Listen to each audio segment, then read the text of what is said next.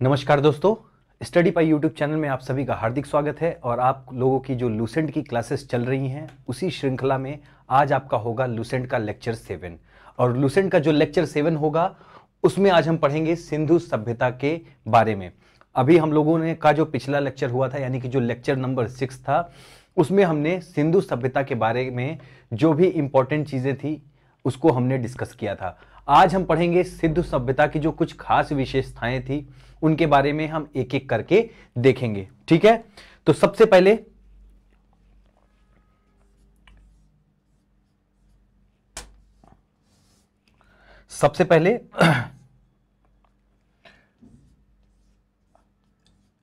आज Lucent GK का आपका होगा लेक्चर नंबर 7।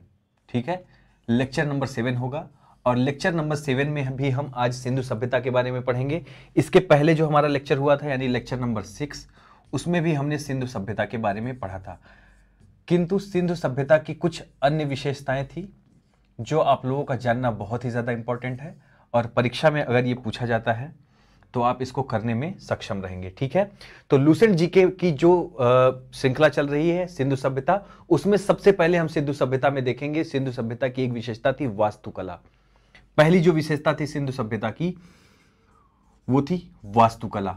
अब वास्तुकला को समझने के लिए बस हमें इतना समझना है कि जो भवन निर्माण की कला थी, घर बनाने की जो कला थी, भवन निर्माण की जो कला थी, उसको बोला जाता है वास्तुकला। तो वास्तुकला का मतलब क्या है?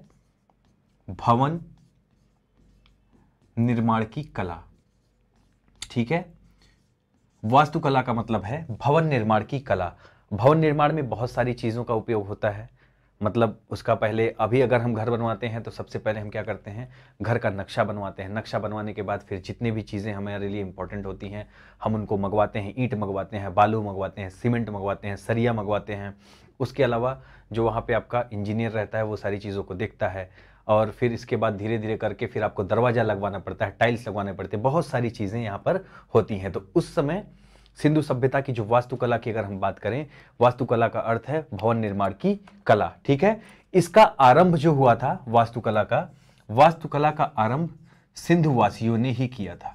ठीक है, वास्तुकला का आरंभ सिंधुवासियों ने ही किया, यानी घर बनाने की जो कला थी, भवन निर्माण की जो कला थी, उसका पहली बार अगर बोला जाए कि पहली बार अगर उसका बनाने का कार्य किसने किया तो पहली बार सिंधुवासियों ने किया। तो भवन निर्माण की कला का आविष्कार किसने किया था?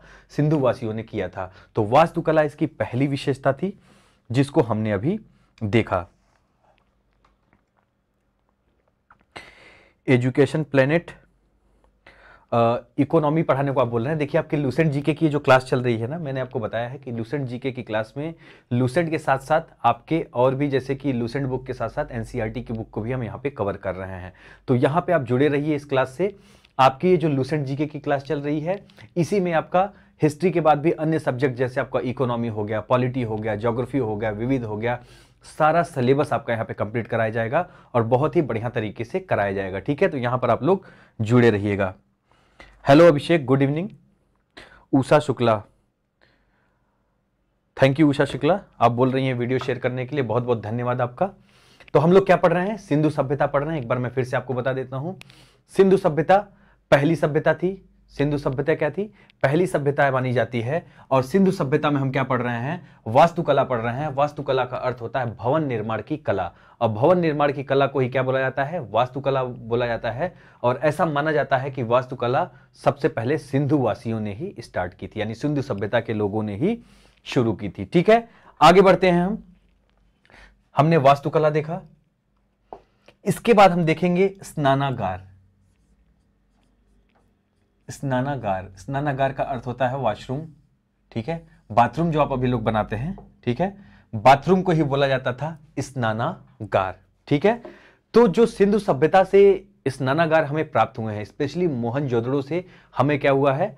मोहनजोदड़ो से वृहद स्नानागार प्राप्त हुए हैं। सिंधुकालीन सभ्यता का जो दूसरा स्थल प्राप्त हुआ था, पहला तो हड़प्पा था और दूसरा था मोहनजोदड़ो। तो मोहनजोदड़ो से वृहद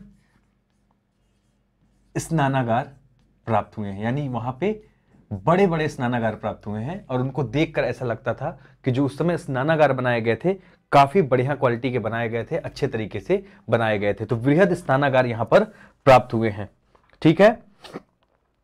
और ये जो स्नानागार प्राप्त हुए थे ना, सर हमारे लिए बहुत मेहनत करते हैं सभी लोग, सर के वीडियो ज्यादा, थैंक यू उषा शुक्ला, ठीक है। तो ये जो मोहनजोदड़ो में आपके वृहद स्नानागार प्राप्त हुए हैं ना, ये स्नानागार सिंधु सभ्यता की सबसे बड़ी इमारत बोले जाते हैं, ठीक है। ये क्या बोले जाते हैं? सिंधु सभ्यता की सबसे बड़ी इमारत। तो याद रखिएगा, उस समय जो स्नानागार बनते थे वो क्या होते थे? सिंधु सभ्यता की सबसे बड़ी इमारत। अभी लोग क्या करते हैं? अभी अगर घर बनता है तो क्या करते हैं हम लोग? घर में हम लोग पहले बड़ा बड़ा रूम बनवाते हैं, मास्टर बेडरूम बनवाते हैं, और भी बेडरूम छोटे छोटे रूम बनवाते हैं, उसके अलावा बाथरूम बनवाते हैं, किचन बनवाते हैं, हॉल बनवाते हैं। तो सबका एक स्पेसिफिक एरिया डिसाइड होता है कि हाँ हमको इतना बनवाना है। लेकिन आपने कभी नहीं सुना होगा कि सबसे बड़ी जो इमारत होगी वो स्नानागार होगी। लेकिन ऐसा हुआ था, और ऐसा कब हुआ था? ऐसा हुआ था सिंधु सभ्यता में, और मोहनजोदड़ो से जो वृहद स्नानागार प्राप्त हुए हैं वहां पे सिंधु सभ्यता की सबसे बड़ी इमारत स्नानागार को बताया गया है, ठीक है। सबसे बड़ी इसको इमारत बताया गया है। चलिए, और इसमें एक इंपॉर्टेंट बात और हम जोड़ लेते हैं। ऐसा बताया गया है कि ये जो आपके स्नानागार थे, वृहद स्नानागार, ये किससे बनते थे? ये पकी हुई ईंटों से बने होते थे। किससे बने हुए होते थे? पकी हुई ईंटों से। ये वृहद स्नानागार पकी हुई ईंटों से बनाए जाते थे, और ये दुर्ग क्षेत्र में बनते थे। किस क्षेत्र में बनते थे? किस क्षेत्र में बनते थे? दुर्ग क्षेत्र में बनते थे। और दुर्ग क्षेत्र में इनको बनाया गया था। दुर्ग क्षेत्र जो स्पेशली उस समय कैटेगरी डिवाइड की गई थी, तो दुर्ग जो क्षेत्र हुआ करता था उसमें उस समय के जो बड़े लोग रहते थे वो वहां पर निवास करते थे। तो ये जो पकी हुई ईंटों से बनाए जाते थे और दुर्ग क्षेत्रों में बनाए जाते थे। इसके अलावा ये जो आपका स्नानागार होता था, इसमें बीच में स्नान कुंड भी बनाया जाता था, ठीक है। बीच में स्नान कुंड भी यहां पर बनाया जाता था।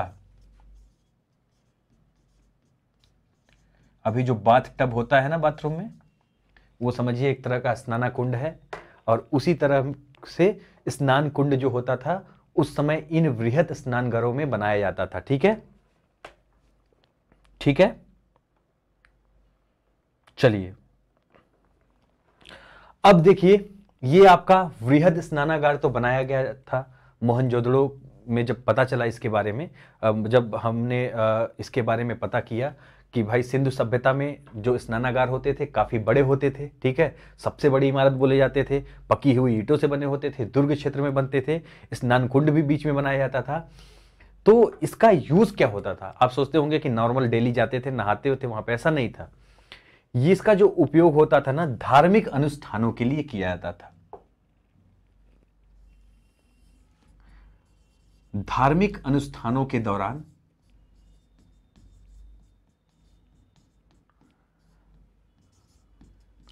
ठीक है, इसका जो उपयोग होता था वो धार्मिक अनुष्ठानों के दौरान इसका उपयोग किया जाता था। यानी धार्मिक अनुष्ठान का मतलब है कि जब कभी पूजा पाठ होता था या कुछ ऐसा कार्य होता था जो धर्म से संबंधित है, तो उस समय क्या होता था? उस समय यहां पर लोग सार्वजनिक रूप से स्नान करते थे, ठीक है। तो धार्मिक अनुष्ठानों के दौरान इसका उपयोग होता था, और इस उपयोग में क्या होता था? सार्वजनिक रूप से लोग यहां पर स्नान करते थे। मतलब ये पब्लिक बाथरूम था, ठीक है, पब्लिक बाथरूम था। लेकिन पब्लिक बाथरूम होने के साथ साथ ही ये सिर्फ यूज होता था कब? जब धार्मिक अनुष्ठान होते थे, कोई भी धर्म संबंधी कार्य होता था, पूजा पाठ यज्ञ वगैरह, तो फिर इसका उपयोग किया जाता था। और यहां पर सार्वजनिक रूप से क्या करते थे? लोग स्नान करते थे। जैसे अभी अगर पूजा पाठ होता है तो लोग क्या करते हैं? अगर मान लीजिए कि गांव में है तो वहां पे जो नदी होती है, पवित्र नदी है, तो लोग क्या करते हैं? कोशिश करते हैं कि वहां पे स्नान कर लें। लेकिन आजकल लोगों के पास समय नहीं रहता तो घर में ही स्नान कर लेते हैं, लेकिन बिना स्नान किए नहीं जाते हैं। तो उस समय जब पूजा पाठ होता था तो उस समय किसका उपयोग किया जाता था? उस समय इन्हीं वृहद स्नानागारों का उपयोग किया जाता था, जहां पर स्नान कुंड होता था, और स्नान कुंड में क्या करते थे? लोग जाकर स्नान करते थे, ठीक है। क्लियर हो गया आप लोगों का?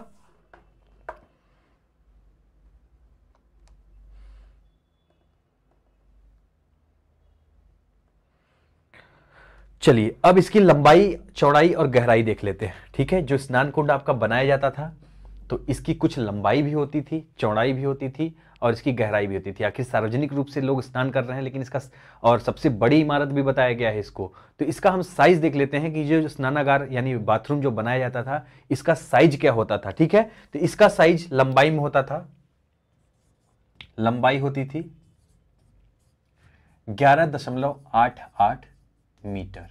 ठीक है, लंबाई याद रखिएगा 11.88 मीटर। चौड़ाई कितनी होती थी? चौड़ाई होती थी 7.01 मीटर। लंबाई कितनी? 11.88 मीटर, चौड़ाई 7.01 मीटर। ठीक है, और गहराई कितनी थी? गहराई थी 2.43 मीटर। तो यहां पे क्लियर हो गया, इसका पूरा समझिएगा। इसकी जो चौड़ाई थी कितनी थी?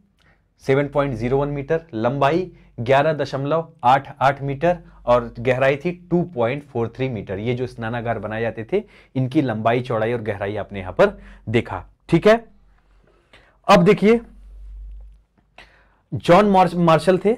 जॉन मार्शल ने इन स्नानगारों को, जो ये स्नानागार बनाए गए थे मोहनजोदड़ो के दौरान यानी सिंधु सभ्यता के दौरान, तो जॉन मार्शल ने इसको क्या बताया है? इसको आश्चर्यजनक निर्माण बताया है। ठीक है, इसको आश्चर्यजनक निर्माण किसने बताया है? जॉन मार्शल ने। याद रखिएगा, जॉन मार्शल ने इसको क्या बताया है? आश्चर्यजनक बताया है। तो एक चीज याद रखिएगा, अगर क्वेश्चन ये पूछा जाए कि किसने सिंधु सभ्यता के स्नानघरों को आश्चर्यजनक बताया है, तो वहां पे जॉन मार्शल ही आपको टिक करना है। तो जॉन मार्शल ने क्या कहा था? उन्होंने कहा था कि ये जो सिंधु सभ्यता के स्नानागार हैं ये बहुत ही आश्चर्यजनक हैं। ठीक है, चकित करने वाले हैं, क्योंकि यहां पर आपको मैंने बताया कि सबसे बड़ी इमारत थी तो यहां पर, और उसके अलावा पक्की ईंटों से बनी थी, ये धार्मिक अनुष्ठानों में इसका प्रयोग किया जाता था। तो ये सारी चीजें आप लोगों को यहां पर याद करना है। ठीक है, अगर क्वेश्चन ये भी आ सकता है कि सिंधु सभ्यता के दौरान बने स्नानगारों का प्रयोग किया जाता था, उसमें लिख देगा कि नियमित रूप से स्नान के लिए, धार्मिक अनुष्ठानों के दौरान स्नान के लिए, या तो फिर आपको दे देगा कि किसी की मृत्यु होने पर स्नान के लिए। इस तरह के आपको ऑप्शन दे देगा, तो वहां पे आपको कंफ्यूज नहीं होना है। ठीक है, आपको लगेगा कि नियमित रूप से स्नान के लिए बनाया है अगर बाथरूम बनाया है। तो यहाँ पे बाथरूम जो बना है किस लिए बनाया गया था? ये स्नानागार ये बनाया गया था नहाने के लिए। और यहां पर कब नहाते थे? जब कोई पूजा पाठ होता था, यज्ञ होता था तब, जब कोई धार्मिक अनुष्ठान होता था तब। थैंक यू कीर्तिरथ सिंह, स्वागत है आपका आज की क्लास में। आगे बढ़ते हैं। इतनी चीज हो गई, हमने क्या क्या देखा? हमने स्नानागार देखा, उसके अलावा हमने वास्तुकला देखा। अब हम देखेंगे अन्नागार। ठीक है, सबसे पहले हमने घर देखा रहने का, यानी कि वास्तुकला देखा। उसके बाद हमने क्या देखा? वहां का स्नानागार देखा, बाथरूम देखा। अब हम देखेंगे अन्नागार। अब हम देखेंगे अन्नागार। अन्नागार का मतलब है जहां पे अन्न का भंडारण होता था। अन्नागार का मतलब है जहां पर अन्न का भंडारण किया जाता था। अभी भी गोदाम होते हैं घरों में आप लोगों के, वहां पर आप क्या करते हैं? जो भी अनाज आप लोग घर में उगाते हैं, अगर ज्यादा हो, मतलब खेत में उगाते हैं, अगर वो ज्यादा क्वांटिटी में होता है, कुछ तो खाने के लिए किसान उपयोग में ले लेता है, उसके अलावा कुछ वो सेल कर देता है, बेच देता है। लेकिन अगर बच जाता है तो उसको क्या करता है? उसको अपने घर में संग्रहण करके रखता है, संग्रहित करके उसका रखता है। तो उसी को बोलते हैं अन्नागार। ठीक है, तो मोहनजोदड़ो से प्राप्त जो आपके अन्नागार थे, ठीक है, वो भी सैंधव सभ्यता की विशाल इमारत थी। Thank you Kirtirath Singh. तो ये जो आपको बताया मैंने कि इसके पहले स्नानागार कहां से प्राप्त हुए थे? मोहनजोदड़ो की सभ्यता से प्राप्त हुए थे। सिंधु सभ्यता में मोहनजोदड़ो जो स्थल था वहां से प्राप्त हुए थे। अन्नागार भी कहां से प्राप्त हुए? यहीं से प्राप्त हुए थे। ठीक है, और यहां पर आप देखेंगे तो ये पाएंगे कि ये जो अन्नागार थे ये बहुत ही विशाल थे। ठीक है, ये बहुत ही विशाल इमारत थी और ये भी एक सैंधव सभ्यता की विशाल इमारत मानी जाती है। सैंधव सभ्यता की विशाल इमारत। यहां पर जो अन्नागार होते थे वहां पर भी विशाल इमारत बनती थी और वहां पे अन्न को संग्रहित किया जाता था। ठीक है, इतनी चीजें क्लियर हो गई, इतनी चीजें क्लियर हो गई।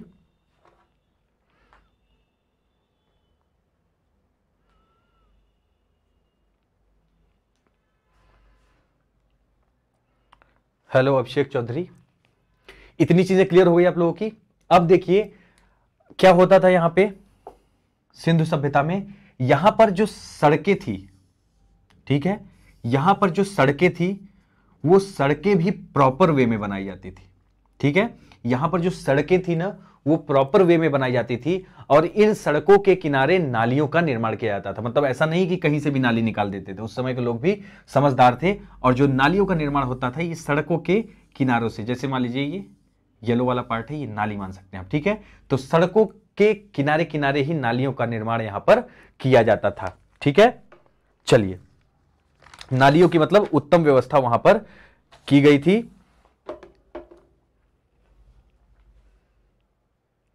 चलिए अब देखिए इसके बाद क्या हुआ। नालियां हमने देखा कि नालियों के किनारे सड़क देखा हमने, सड़कें बनाई जाती थी प्रॉपर वे में, एकदम व्यवस्थित रूप में, और उसके किनारे नालियों की व्यवस्था की जाती थी। उसके अलावा उस समय जो घर बनाए जाते थे तो वो घर भी एक सीध में बनते थे। ऐसा नहीं कि एक घर यहां बना दिया तो एक घर यहां बना दिया, ऐसा नहीं था। घर भी क्या करते थे लोग, एकदम टू द पॉइंट, एकदम सिधाई में बनाते थे। ठीक है, एकदम सिधाई में घर बने होते थे, और लोग कोशिश करते थे कि जैसे आजकल की कॉलोनीज होती है ना, कॉलोनी में क्या होता है, घर एक तरह से बने होते हैं, प्लॉटिंग होती है, उस प्लॉट में घर एकदम 1 बाय 1 एक एक करके बने होते हैं। ठीक उसी प्रकार भी आपको ये चीजें सिंधु सभ्यता में देखने को मिलेगी कि घर भी एकदम व्यवस्थित क्रम में बने हुए थे, सड़कें भी जो थी वो भी व्यवस्थित क्रम में बनी हुई थी, समकोण में एक दूसरे को काटती थी। उसके अलावा उसके सड़कों के बगल में नालियां भी होती थी, और उन नालियों से जो वेस्ट वाटर था उसका मैनेजमेंट किया गया था, वहां से गंदा पानी निकल जाता था। ठीक है, चलिए अब देखिए, अब इतनी चीजें हम लोगों ने पढ़ी इसके बारे में।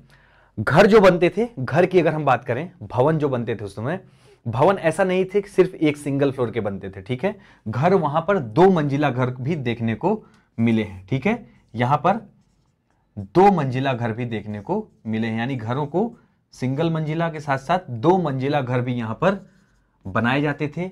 उसके अलावा आपको मैंने बताया था कि यहां पर घरों में स्नानागार, नहाने की व्यवस्था, स्नानागार, स्नानागार के बाद अन्नागार, अन्नागार के अलावा आंगन भी होता था घरों में। यहां पे आंगन, अभी भी आप गांव में जाएंगे, गांव के घरों में देखेंगे। अब तो लोगों को शहरों में कम हो गया है, क्योंकि शहरों में लोगों के पास ज़्यादा ज़मीन नहीं रहती है। जिसके पास रहती है वो बनवाते होंगे, कुछ लोग बनवाते भी हैं, लेकिन अगर आप गांव में जाएंगे तो गांव में आप देखेंगे कि घर के साथ साथ क्या होता है, आंगन बना होता है। घर के बीच में ना, घर के बीच में आंगन बनाया जाता है जो पूरा खुला होता है। तो उसी प्रकार उस समय क्या होता था, स्नानागार बनता था, अन्नागार बनता था। ठीक है, कई कमरे बनते थे। उसके अलावा रसोई घर भी बनता था। यहाँ पे रसोई घर में लिखना भूल गया हूँ, रसोई घर होता था। ठीक है, रसोई घर के अलावा कमरे भी होते थे, और कमरों के अलावा वहां पर आंगन भी बनाया जाता था। ठीक है, बीच में घर के आंगन की भी व्यवस्था वहां पर की जाती थी। इतना हो गया। अब हम लोगों ने क्या क्या देखा, हम लोगों ने सबसे पहले देखा वास्तुकला। ठीक है, उसके बाद हमने देखा स्नानागार, और उसके बाद हमने देखा अन्नागार। अब हम देखेंगे कृषि के बारे में कि सिंधु सभ्यता जो थी उस समय कृषि का क्या स्टेटस था, यानी खेती उस समय किस प्रकार से की जाती थी। मैंने आपको स्टार्टिंग में ही बताया था कि उस समय क्या होता था, गेहूं और जौ की खेती की जाती थी। जो मुख्य फसल थी कौन कौन सी थी, गेहूं और जौ मुख्य फसल के रूप में थी। ये 2 फसलें ऐसी थी जो सिंधु सभ्यता में गेहूं और जौ मुख्य फसल के रूप में उपयोग की जाती थी। अगर मीठे की बात करें तो मीठे के लिए शहद का प्रयोग किया जाता था। मीठे के लिए शहद का प्रयोग होता था। उस समय चीनी तो थी नहीं, तो लोग क्या करते थे, मीठा खाने के लिए, अगर मीठा खाने का मन होता था तो खाने में शहद का प्रयोग करते थे। हेलो यूपीएससी आईएएस मोटिवेशन,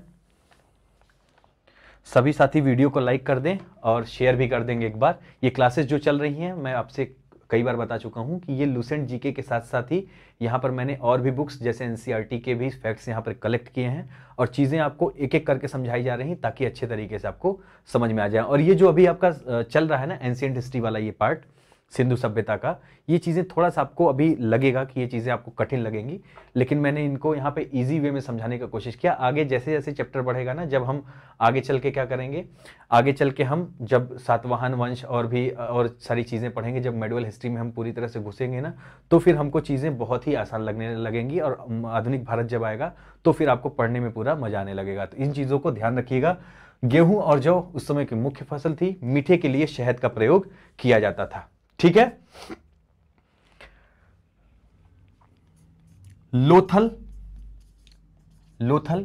एवं रंगपुर, उस समय के जो नगर थे लोथल एवं रंगपुर, यहां से चावल के साक्ष्य मिलते हैं, यहां से चावल के साक्ष्य मिलते हैं। अभी हमने पढ़ा कि जो मुख्य फसल थी वो थी गेहूं और जौ, लेकिन लोथल एवं रंगपुर से आपके चावल के भी साक्ष्य यहां पर मिले हैं। ठीक है, चावल के भी साक्ष्य यहां पर मिले हैं। लोथल से तो काफी चीजें मिली, जैसे लोथल और सौराष्ट्र से आपके बाजरे भी मिलते थे। ठीक है, लोथल और सौराष्ट्र से बाजरा भी मिला है, लोथल एवं सौराष्ट्र से बाजरे का साक्ष्य मिला है। अब देखिए यहां पर जितनी भी चीजें पढ़ाई जा रही है ना, जैसे मान लीजिए कि ये क्वेश्चन आपसे पूछ सकता है कि चावल के साक्ष्य कहां से मिले, उसमें आपके ऑप्शन दे देगा, या सिंधु सभ्यता में चावल के साक्ष्य कहां से प्राप्त हुए, ऑप्शन देगा लोथल एवं रंगपुर, लोथल एवं सौराष्ट्र, और आपका मोहनजोदड़ो करके, ऐसे करके मतलब बहुत सारी आपके जो उस समय कोल्डीवा हो गया और भी सारे जो आपके जगह हो गई ना, उनको यहाँ पर लिख देगा ऑप्शन में और आपको कंफ्यूज करने की कोशिश करेगा। लेकिन आपको याद रखना है कि लोथल एवं रंगपुर से चावल के साक्ष्य मिले थे, लोथल एवं सौराष्ट्र से बाजरे के साक्ष्य यहाँ पर प्राप्त हुए थे। ठीक है, लोथल एवं सौराष्ट्र से बाजरे के साक्ष्य यहाँ पर प्राप्त हुए थे। गुजरात है आपका राज्य, गुजरात से रागी के साक्ष्य मिले थे, गुजरात से रागी के साक्ष्य मिले थे, गुजरात से रागी के साक्ष्य मिले थे। तो आपने क्या क्या देखा, गेहूं और जौ यहाँ की मुख्य फसल थी, मीठे के लिए शहद का प्रयोग करते थे, लोथल एवं रंगपुर से चावल के साक्ष्य, लोथल एवं सौराष्ट्र से बाजरे के साक्ष्य, और गुजरात से रागी के साक्ष्य आपको यहां पर मिले हैं टोटल। ठीक है, कपास होता है आपका, कपास जो होता है, कपास के लिए जो सिंधु सभ्यता थी उस समय कपास उगाने में सिंधुवासी प्रथम स्थान पे थे। ठीक है, कपास उगाने में कौन था आगे, सिंधुवासी प्रथम स्थान पर थे।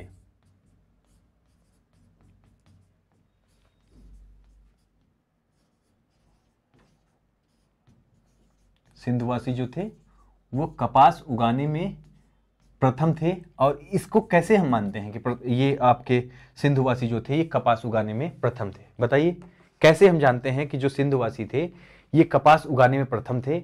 ये हम ऐसे जानते हैं क्योंकि मेसोपोटामिया में कपास के लिए सिंधु शब्द का प्रयोग किया गया। ठीक है, मेसोपोटामिया भी एक सभ्यता थी और इसमें मेसोपोटामिया में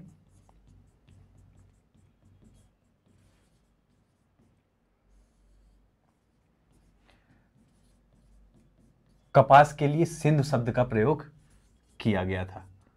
मेसोपोटामिया में कपास के लिए सिंधु शब्द का प्रयोग किया गया था, ये याद रखिएगा, ये भी बहुत ज्यादा इंपॉर्टेंट हो जाएगा कि मेसोपोटामिया में कपास के लिए किस शब्द का प्रयोग किया गया था। तो आपको याद रखना है कि मेसोपोटामिया में कपास के लिए सिंधु शब्द का प्रयोग किया गया था। ठीक है,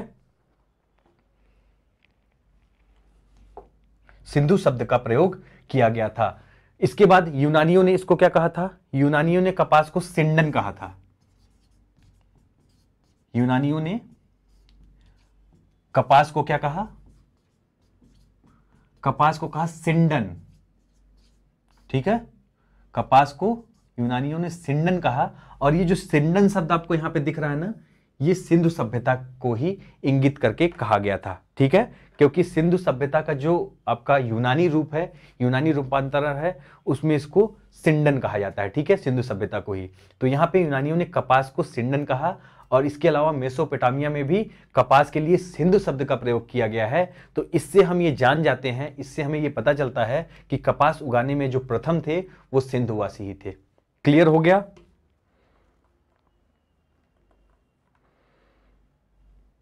क्लियर हो गया?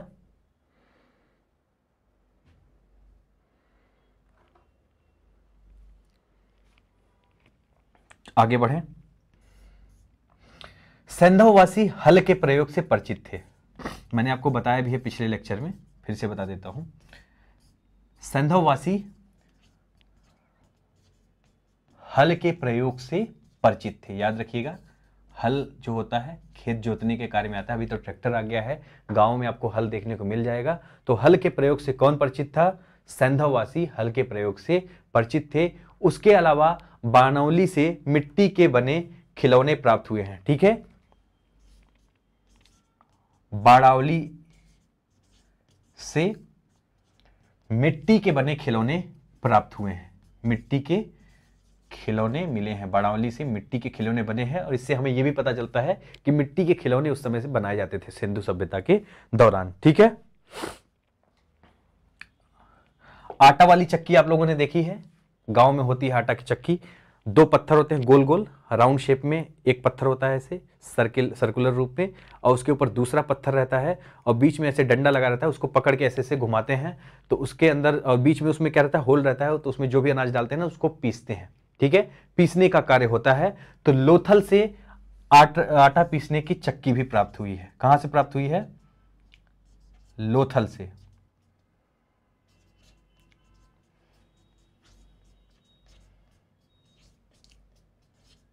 लोथल से आटा पीसने की चक्की भी प्राप्त हुई है। आपकी पत्थर की चक्की प्राप्त हुई है। और इसमें क्या था, इसमें दोनों पार्ट मिले हैं। पत्थर के जो दो पार्ट होते हैं ना, वो दोनों पार्ट यहां पर मिले हैं, जिससे क्या होता था, आटा पीसा जाता था। तो इससे हमें यह पता चलता है कि आटा पीसने का भी कार्य उस समय किया जाता था। ठीक है, चलिए, इतनी चीजें हमारी क्लियर हो गई। हम लोगों ने क्या क्या पढ़ा?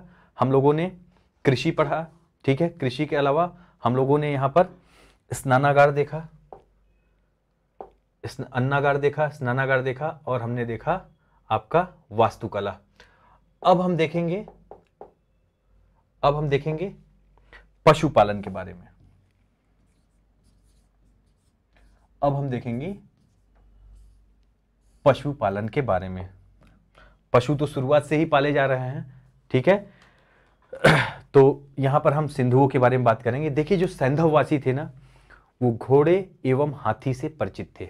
पहली चीज याद रखिएगा, सैंधववासी कौन से जानवर से परिचित थे?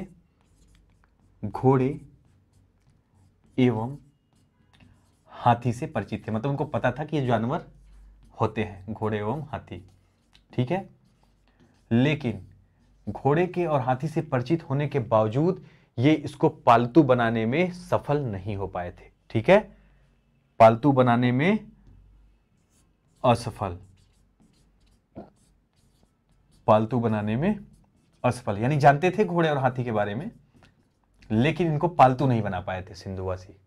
पालतू इनको, अब तो घोड़े पालतू रहते हैं, आपने देखा होगा, हाथी भी पालतू रहता है, लेकिन उस समय जब सिंधु सभ्यता थी तो घोड़े एवं हाथी के प्रयोग से, मतलब घोड़े एवं हाथी को तो ये जानते थे, इन जानवरों से परिचित थे, लेकिन इनको पालतू बनाने में सफल नहीं हो पाए थे सिंधुवासी। ठीक है, आगे बढ़ते हैं। एक जगह थी सरकोटदा, एक जगह थी सरकोटदा, यहां से घोड़े के अस्थिपंजर प्राप्त हुए हैं। घोड़े के अस्थिपंजर प्राप्त हुए हैं। देखिए, अब हमको कैसे पता चलता है कि ये घोड़े और हाथी के प्रयोग से तो परिचित थे, मतलब घोड़े और हाथी से तो परिचित थे, लेकिन उसको पालतू नहीं बना पाए, क्योंकि मनुष्यों के साथ कहीं पे भी उनका कुछ ऐसा साक्ष्य नहीं मिला जिससे हमें ये पता चल सके कि ये इनको पालतू बना पाए थे। घोड़े के अस्थिपंजर तो मिले, हाथियों के भी अस्थिपंजर मिले, लेकिन ये नहीं एग्जैक्टली पता चल पाया कि ये मतलब अलग अलग जगह पे मिले। ठीक है, तो इससे ये नहीं क्लियर हो पाया कि ये मनुष्य उनसे मतलब उनको पालतू बना पाए थे। तो इससे हमको ये पता चल पाता है कि मनुष्य उस समय घोड़े और हाथी से परिचित थे, लेकिन पालतू नहीं बना पाए थे। ठीक है, सरकोटदा नामक जगह थी, वहां से घोड़े के अस्थिपंजर प्राप्त हुए थे। ठीक है, उसके अलावा लोथल याद रखिएगा, क्योंकि लोथल से बहुत ही ज़्यादा चीज़ें यहाँ पर जुड़ी हुई हैं। वहाँ पे चावल वगैरह के साक्ष्य के अलावा बहुत सारी चीज़ें वहाँ पे मिली हैं। ठीक है, तो लोथल व रंगपुर एक जगह थी। ठीक है, लोथल व रंगपुर, यहाँ से घोड़े की मिट्टी की मूर्तियां प्राप्त हुई हैं। घोड़े की मर्ड मूर्ति, यानी मर्ड मूर्तियां का मतलब है मिट्टी की मूर्ति। ठीक है, घोड़े की मिट्टी की मूर्ति यहां से प्राप्त हुई है लोथल एवं रंगपुर से। तो ये हो गया आपका पशुपालन। अब हम बात करेंगे व्यापार वाणिज्य की। सिंधु सभ्यता के समय व्यापार वाणिज्य कैसे होता था उसके बारे में हम बात करेंगे। उसके पहले अगर कोई डाउट हो तो आप लोग एक बार कमेंट करके बता दीजिए। कोई भी डाउट हो तो कमेंट करके बता दीजिए, यहीं पे सॉल्व हो जाएगा।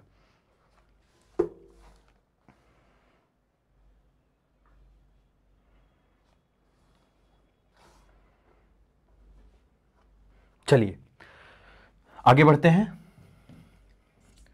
देखिए जो सैंधव काल था ना, इसमें वस्तु विनिमय की प्रक्रिया चलती थी। वस्तु विनिमय की प्रक्रिया चलती थी, यानी इस समय मुद्रा का प्रयोग नहीं होता था, पैसे का प्रयोग नहीं होता था। इस समय वस्तु विनिमय की प्रक्रिया चलती थी, यानी कोई भी वस्तु किसी को खरीदना होता था तो लेन देन का कार्य चलता था। हमने एक चीज कोई दी वहां पर और उनसे दूसरी चीज ले ली, उसी को बोलते हैं वस्तु विनिमय। तो सैंधव काल में वस्तु विनिमय प्रणाली का प्रयोग किया जाता था। ये बहुत इंपॉर्टेंट है, इसको आप लोग याद रखेंगे। ठीक है, दूसरी बात, मुद्रा का प्रचलन नहीं था। मैंने आपको बता दिया, जब मुद्रा का प्रचलन होता तो पैसा देके ना सामान लेते भाई। जब मुद्रा का प्रचलन नहीं था तो वस्तु विनिमय होता था, कोई दूसरी चीज देकर और वहां से लेते थे। दूसरी चीज में कुछ भी हो सकता था, उनके पास कोई इंपॉर्टेंट चीज उनकी होती थी, दे देते थे। जैसे मान लीजिए कि अगर हम कहीं पे गए, हमारा सारा, मान लीजिए हमारे पास पैसा बिल्कुल नहीं है, हमारे पास मोबाइल है और हमको ज़रूरत पड़ गई कि भैया हमको घर जाना है, हमको पैसे की ज़रूरत है, तो आपको 10,000 का मोबाइल है, आपने किसी को दे दिया 2,000 रुपये में, तो आपको तुरंत 2,000 रुपये दे देगा। तो ये हो गया वस्तु विनिमय। लेकिन वहाँ पे आपकी मजबूरी थी, लेकिन उस समय ऐसा नहीं था। उस समय मुद्रा का चलन नहीं था, तो लोग क्या करते थे, एक दूसरे को वस्तुएं देकर और वहाँ से दूसरी वस्तु ले लेते थे। तो वस्तु विनिमय की प्रणाली थी, वहाँ पे मुद्रा का चलन नहीं था। ठीक है, अब ट्रांसपोर्ट की जरूरत होती है। कहीं से एक जगह से कोई चीज ले जाने के लिए क्या होता है, ट्रांसपोर्ट की जरूरत होती है। तो उस समय ट्रांसपोर्ट के नाम पर बैलगाड़ी थी स्थल पर चलने के लिए। तो जो बैलगाड़ी थी वो 2 पहिया भी होती थी, वो 4 पहिया भी होती थी। ठीक है, तो 2 पहिया व 4 पहिया बैलगाड़ी का उस समय प्रयोग किया जाता था व्यापार वाणिज्य के लिए। ठीक है, 2 पहिया व 4 पहिया बैलगाड़ी का उस समय प्रयोग किया जाता था। उसके अलावा जो तौल की इकाई थी, उस समय जब कोई चीज तौलते थे तो तौल की इकाई थी 16 के अनुपात में। तौल की इकाई थी 16 के अनुपात में। ये याद रखिएगा कि तौल की इकाई कैसी होती थी उस समय, 16 के अनुपात में तौल की इकाई उस समय होती थी। ठीक है,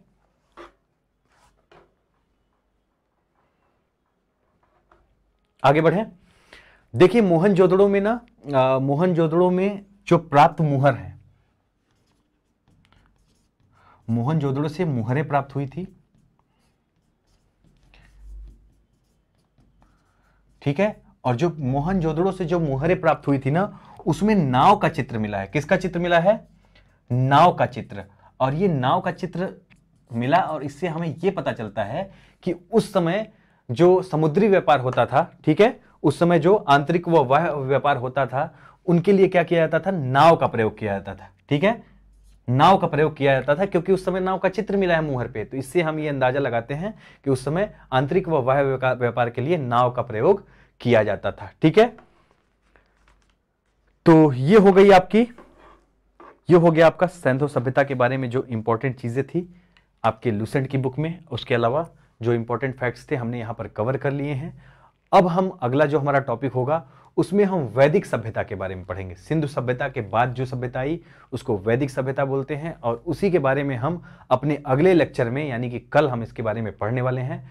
तो आज क्लास आपकी 8 बजे हुई थी, कुछ टेक्निकल इश्यूज थे। कल आपकी क्लास आपके निर्धारित समय पर 7 बजे ही होगी। तो कल 7 बजे क्लास से जरूर जुड़िए और इस वीडियो को शेयर भी करिएगा और वीडियो को लाइक भी करिएगा। मिलेंगे अगले लेक्चर में। Thank you very much.